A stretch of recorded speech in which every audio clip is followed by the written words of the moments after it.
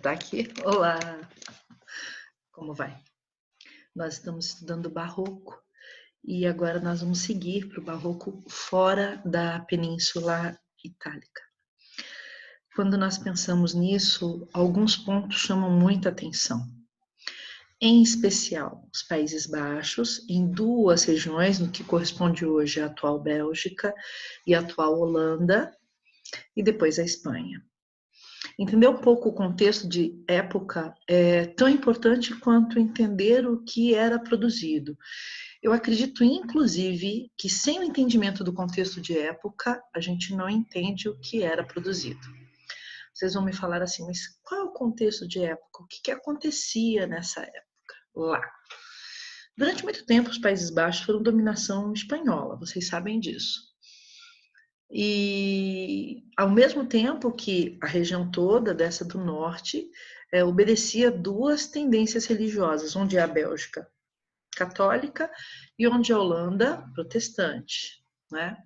Então, quando nós olhamos esse quadro, você já pode ir tirando algumas conclusões.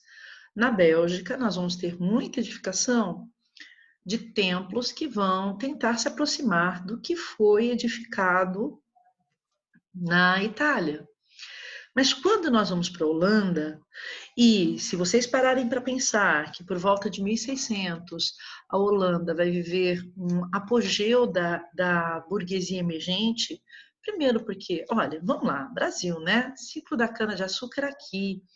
Depois também eles começam com muita pesquisa de flor, eles vão trazer da Turquia a tulipa, e são tão terríveis que vão exterminar a tulipa na Turquia e vão colocar a tulipa com flor nacional. As batatas, vão comprar todas. A Turquia acredita que está sendo bacana vender tudo. Sério. A tulipa não é originalmente da Holanda. E criando muitas lentes, investindo em navegações, investindo em comércio. E a Holanda tinha recém se tornado independente da Espanha. Quer dizer, a Holanda estava com uma promessa, né? Uma promessa livre do catolicismo espanhol, que é onde nós vamos ter depois muita Inquisição, e com uma ideia de uma valoração da sua região muito grande. Agora, qual é a arte que nós vamos estudar nesse lugar, né? Especialmente a pintura. Porque em termos de edificação, nós teremos assim muita austeridade e nada que efetivamente agora nos interesse. Não que não seja interessantíssimo, não é isto, é que nós estamos preparando para vestibular. Então a arquitetura corre menos risco. Mas é interessante buscar essa austeridade da burguesia protestante da Holanda para compreender o que vai acontecer com o pintor. Porque quando você tem um pintor na Península Itálica, ele ainda tem uma espécie de mecenato, de um apadrinhamento da igreja. Ela contrata um serviço, ele vai e faz, não é? Mas na Holanda não, o pintor vai ter que produzir para depois vender. Então vai surgir, olha, dizem que nessa altura, olha, quando o Maurício de Nassau veio para cá, dizem que ele trouxe, numa das embarcações, 40 artistas. Dizem que em Amsterdã havia 500 artistas sobrevivendo de arte. Imagina a competição, devia ser assim, violenta. Então, todo mundo queria fazer alguma coisa nova, porque tinha que pintar e vender a obra. Não era assim alguém que procurava necessariamente, entendeu? E sempre a gente vai encontrar esse barroco holandês com uma carga de um subtexto, assim, sabe? Alguns autores chegam a chamar de um simbolismo dissimulado. Lembra do que eu estou lhe falando, inclusive para vestibular. Mas a gente vai mostrar isso em obras. Depois a gente tem a Espanha, e é muito interessante perceber que na Espanha ainda teremos pessoas, pintores da Escola Flamenga, em especial da Escola Flamenga, né? Em especial Rubens, porque ele vai pintar muito para reis e homens poderosos, e os espanhóis vão amar Rubens, gente, ele vai ser muito feliz lá com Felipe. Então, assim, e ao mesmo tempo que vamos ter outros que aí terão mais, não só um apelo a essa tendência absolutista do poderio do monarca, né? Porque o monarca vai ser aquele que vai ter um mecenato real. Então, nós vamos ter muita coisa em Espanha produzida, com Velázquez, né? Mas também a ideia religiosa do sofrimento e da dor, como o Rivera, né? Que eu acho que ele é fantástico, o Zurbarán. Então, nós vamos fazer um passeio por aí. E na França, o absolutismo ganha, assim, uma proporção absurda nas obras. Vamos a isso? Vou abrir aqui para nós darmos sequência. Deixa eu pegar o óculos, que vocês sabem, né? Enxerga bem pra caramba, porque sem ver fica difícil a gente discutir.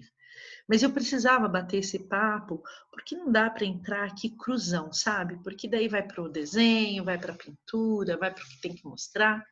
Então, fora da Península Itálica, eu vou começar, efetivamente, talvez com a peça mais famosa desse barroco dos Países Baixos. Sim, a aula de anatomia do Dr. Tulpe é efetivamente muito famosa. E eu queria que vocês observassem que interessante. O pintor é Rembrandt, um artista muito conceituado, inclusive que vai trabalhar muito também para o rei espanhol, aliás, para vários reis, ele é sempre muito contratado, muito festejado, como foi aqui para a academia do Dr. Tupi, vocês estão vendo uma aula de anatomia, e o que é interessante é perceber que o Rembrandt vai ser um grande mestre da pintura de grupo, porque assim, vai surgir assim a especialização de alguns pintores. Esse é pintor de paisagem, esse é pintor de natureza morta, sabe? Porque fez um, deu certo, aí, eu gostei tanto daquele. Uma outra marca dessa pintura holandesa é um gosto realista. Por quê? Porque o comprador ele procura algo realista, ele prefere uma obra que ele entenda, especialmente quando não se tem uma formação, nessa época ainda mais, nós estamos no século XVII, né? Se hoje em dia, se a pessoa não tem uma iniciação nas artes, ela prefere alguma coisa que ela olha e absorve. Então, aquela austeridade holandesa vai casar muito com essa pintura realista. Então, vocês têm aqui efetivamente uma pintura de grupo e o mais bacana, ele pinta de tal sorte que quem observa se sente fazendo parte desse grupo. Eu começo, inclusive, por essa aula de anatomia, porque vocês vão ver que efetivamente rompe com toda aquela carga italiana do pecado, que poderia ser, por exemplo, a ciência, a pesquisa, né? Aqui, efetivamente, nós temos um elo propulsor de uma sociedade que, inclusive, é chamado de período ouro, período áureo da pintura holandesa, porque nós temos uma sociedade com muito desenvolvimento. E aí uma colocação personalíssima, por favor, não retirei isso de livro nenhum, mas sinto que a Holanda vai viver agora o que a Itália viveu no 400 e 500 em termos de prosperidade, e inclusive de natureza acadêmica, intelectual, percebe? Vou trazer uma outra pintura de grupo que eu acho mais interessante em termos de composição. Por que eu acho mais interessante em termos de temática? Não. Ele foi contratado para fazer a pintura de uma companhia do capitão Koch, esse homem que está de preto com uma faixa vermelha bem ao centro e que começa a chamar a sua companhia, os seus militares, para fazer uma formação. Eu acho essa mais interessante porque o dinamismo que nós temos aqui é muito grande.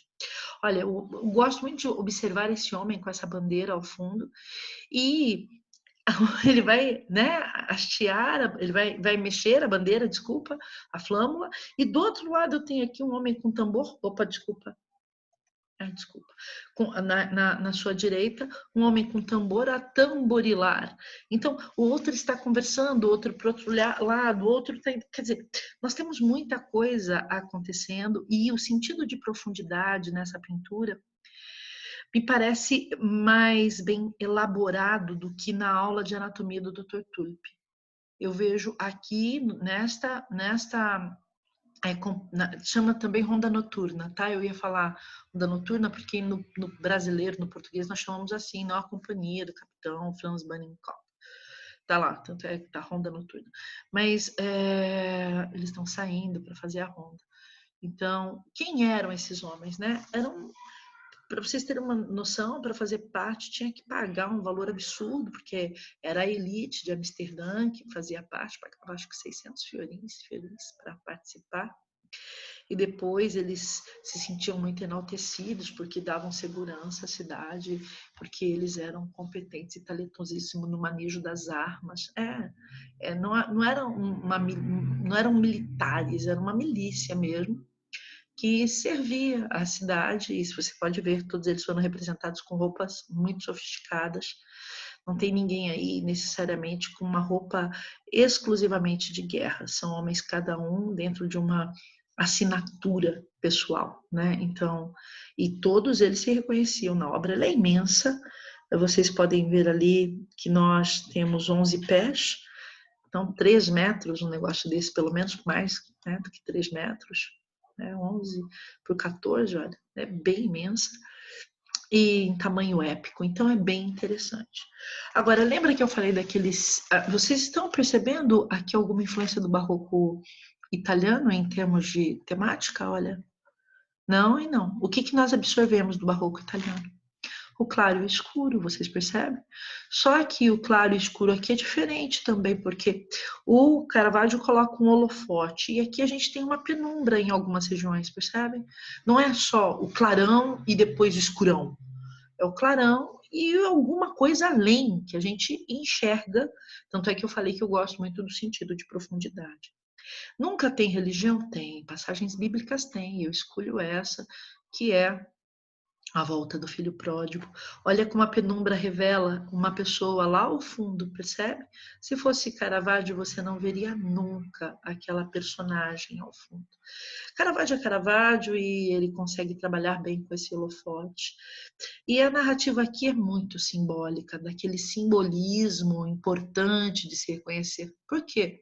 Se nós temos uma burguesia em ascensão, o que a história do filho pródigo faz? Ela é moralizante, né? Não vai pedir a legítima sair por aí gastando tudo porque você enriqueceu, meu bem. Porque é exatamente isso que esse menino faz. Ele pede a herança, a antecipação da legítima e sai e gasta. E depois ele volta e o pai o recebe amorosamente, coloca as mãos sobre os pulmões ali, olha, como se tivesse efetivamente garantindo a ele uma nova vida, um novo fôlego. Um pé está fora, o calçado está fora de um pé e o outro calçado, dá essa sensação efetivamente, dá uma olhada naquilo, efetivamente de morte moral, sabe? Um pé calçado descalço é morte moral ou morte física, porque o corpo balanceia de um dos lados.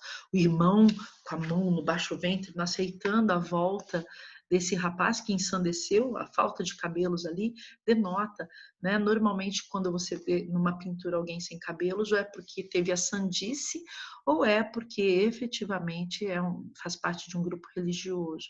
E algumas personagens que surgem como testemunhas desse regresso do filho, né? Então, uma pintura muito simbólica. Para fechar o Rembrandt, eu tinha que deixar um autorretrato, porque eles viviam muito de retrato. E o Rembrandt faz muito. Inclusive, dizem que ele fazia os melhores retratos com as melhores joias, porque ele pintava metal como ninguém.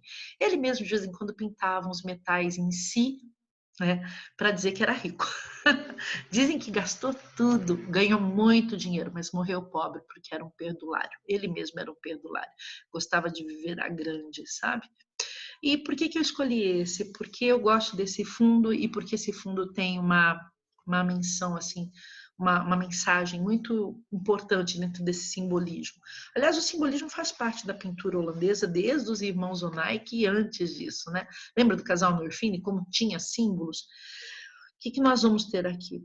O fundo, ele pinta de uma maneira irregular. Vocês percebem o preenchimento? Olha acima na sua margem à direita. Você percebe ali umas manchas? Olha mais embaixo, um pouco atrás da cabeça dele, todo manchado.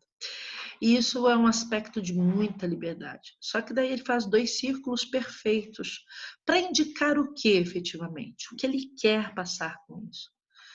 que ele já chegou numa idade de maturidade pictórica, que tem padrão, ele sabe obedecer o padrão, mas é necessário reconhecer nele esse potencial que vai além de quaisquer padrões. Então, há quem trabalha aqui já uma carga expressionista, lembra que eu falei do símbolo? Agora eu vou falar de outro movimento, expressionismo, que não dá bola se vai estar bonito ou se vai estar feio, percebe? Então é por aí. Outro pintor muito interessante que vai se colocar no mercado holandês é Vermeer, e esse com muito sacrifício, porque ele tinha 11 filhos, né, meu bem? E dar de comer para 11 filhos não era fácil. Dizem que ele era apaixonadérrimo com a esposa. E a sogra morava junto e que essa mulher fazia só futrica. Fazer o quê, né? Assista Uma Hora Moça com Brinco de Pérolas. A gente sabe que tem um pouco ali de ficção junto da realidade, mas é muito bom de conhecer.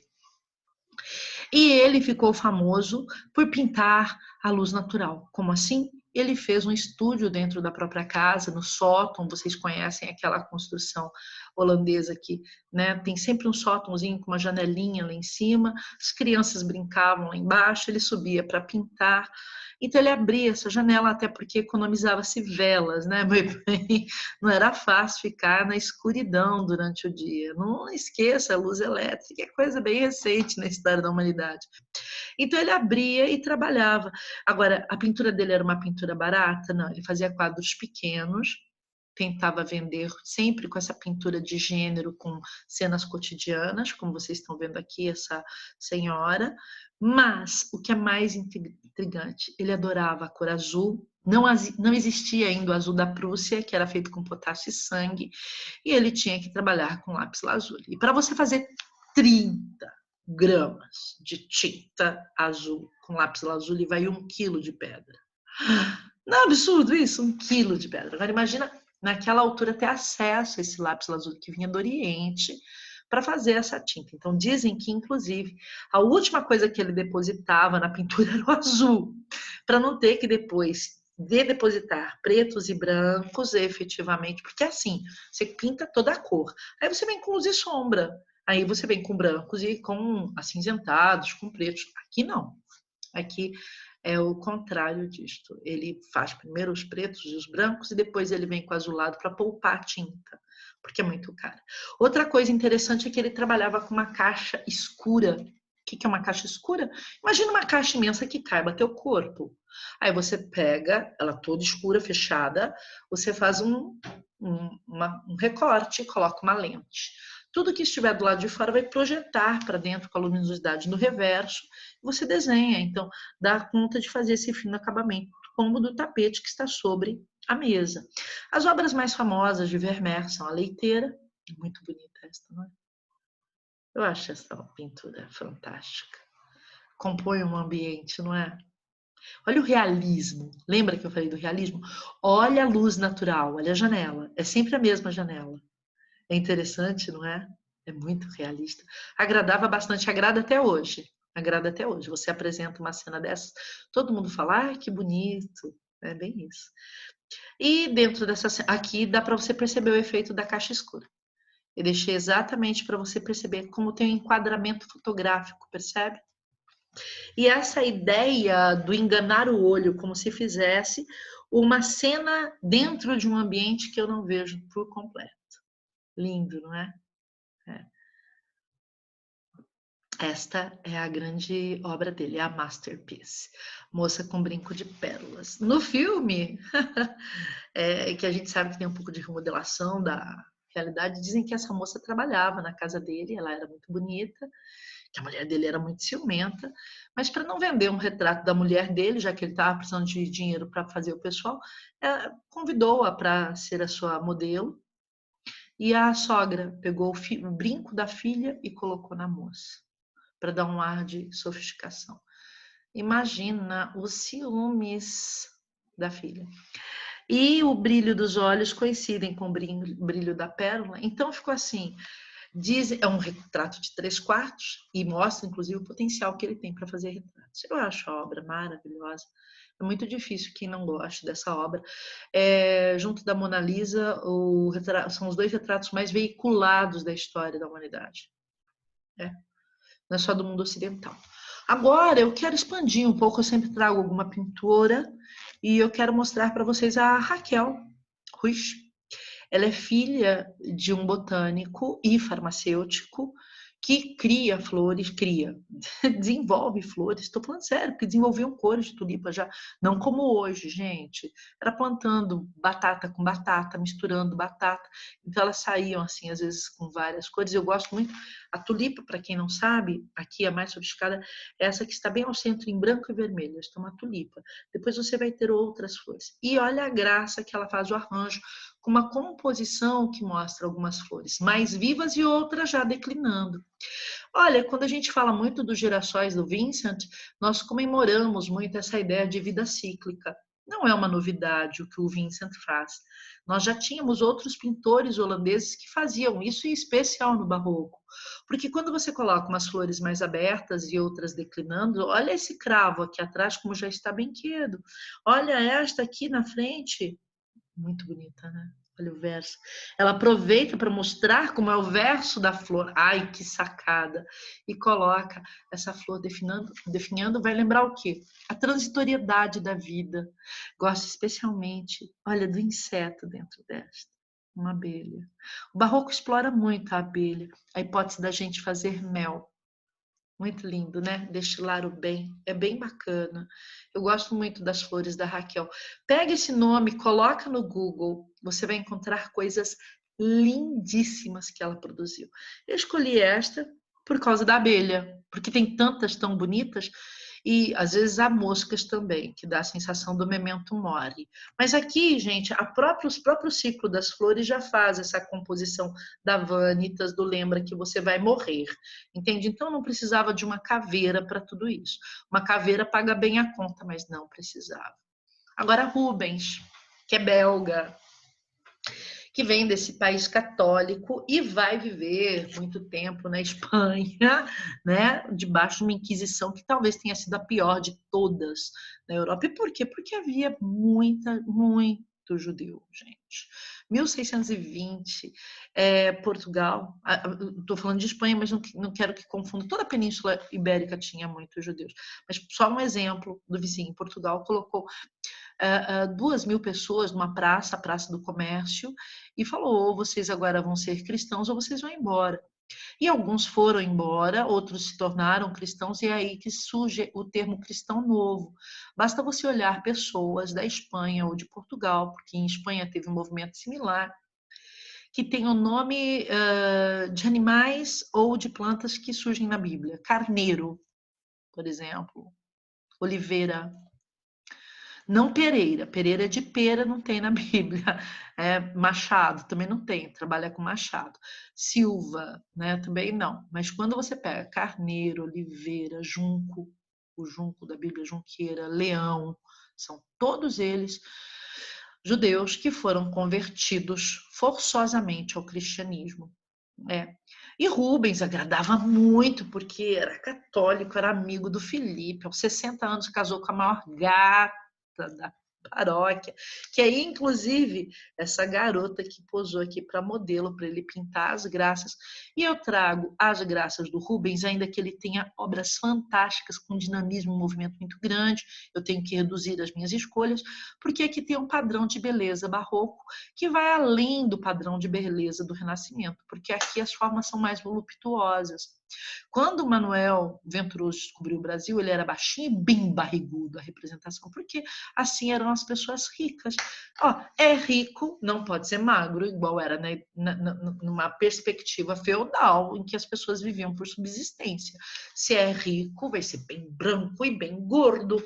Então, assim, nós temos esses tecidos voluptuosos, exuberantes, tomados por bonito. E eu não acho mal. E acho interessante que vocês observem a composição. Ainda tem uma paisagem com uma tendência idílica, mas onde elas estão já um pouco mais ermo, porque ele vai fazer essa brincadeira mais suavemente da luz e sombra. Uma guirlanda, que é um símbolo do barroco, essa guirlanda de rosas, uma guirlanda de arco, e um cupido com uma cornucópia, que indica a abundância. Ela está no Prado e é uma obra que é um sucesso. Quem são as meninas? As graças. Desde a mitologia, sim, a mitologia faz parte. Desde a mitologia são elas as responsáveis pelas festas, pela alegria, né? Elas faziam as festas do Olimpo, eram promoters do Olimpo, ai, que bobeira. Então elas faziam as festas do Olimpo. Agora sim, um pouco mais pesado. E um artista que eu gosto muito, principalmente essa tela de São Serapião. Olha como ele sofre, gente. O autoflagelo, a punição de mártires, é tão terrível. Nossa, como sofreu, como eles se autopuniam. A Zurbarán aqui, um grande pintor. Eu gosto muito do que o Zurbarán fazia, porque é quase que documental o registro do limite das punições do Tribunal Inquisitorial espanhol. É absurdo, assim, sabe? E trouxe um José Rivera, porque se você for ao Prado, você passar por esse pintor, não passe incólume. Há muita coisa dele lá e as pessoas às vezes vão e falam tanto do Velázquez, tanto do Rubens, e não sabem o que estão desprezando. Especialmente porque quando vem uma cena como essa de São Felipe, que é um mártir que foi torturado, eles acham assim, é tão desagradável ver a dor alheia e passam correndo e não observam, como nós temos aqui, com uma coloração totalmente diferente do Caravaggio. Tem claro escuro, mas não é aquela condição caravaggesca. E é um discurso muito grandiloquente para a dor, para a culpa, exatamente para a sermonística barroca que queria chamar o outro para pensar e para refletir sobre tudo que tinha feito. Então gera a meia-culpa. E eu acho que barroco, de verdade, muito mais do que representar até a burguesia, o Estado absolutista, porque vai fazer isto, é trazer essa marca da contra-reforma. É trazer um homem que vai viver uma dualidade. Quando você olha uma peça dessas, talvez não sinta nada, mas naquela época as pessoas iam pensar que alguns morreram em nome de Cristo e que tantos outros estavam colocando a perder toda aquela cultura do respeito aos valores cristãos. Então, é muito interessante de se estudar. E Velázquez, muito famoso pelas meninas. Eu acredito que Velázquez foi um homem muito viajado, de alguma maneira teve alguma interferência do casal Arnulfini, porque tinha aquele espelho ao fundo, só que aqui com uma grande sacada. Primeiro porque ele homenageia a pintura belga, Rubens, porque as duas obras em cima que estão lá atrás são Rubens, e ele centraliza o espelho de tal forma que ele não aparece, não é como o casal Norfini, mas aparece quem talvez ele estivesse pintando efetivamente, que é o casal real. E ainda vai dar o privilégio do primeiro plano para o espectador, para a infanta. Então, fica muito bonita a composição. E o que ela veio fazer aqui? Olha, o concierge abriu a porta e ela veio ter um pouquinho com os pais. Muito provavelmente vai a algum rito religioso, porque todas as meninas usam um laço vermelho que indica uma ordem religiosa a que pertencem. A propósito, Velázquez, muito cheio de si, olha que coragem, pintou-se na obra.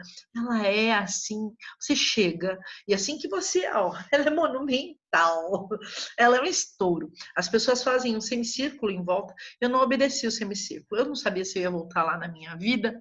Aquele semicírculo não era a primeira vez, era a segunda, mas tudo bem.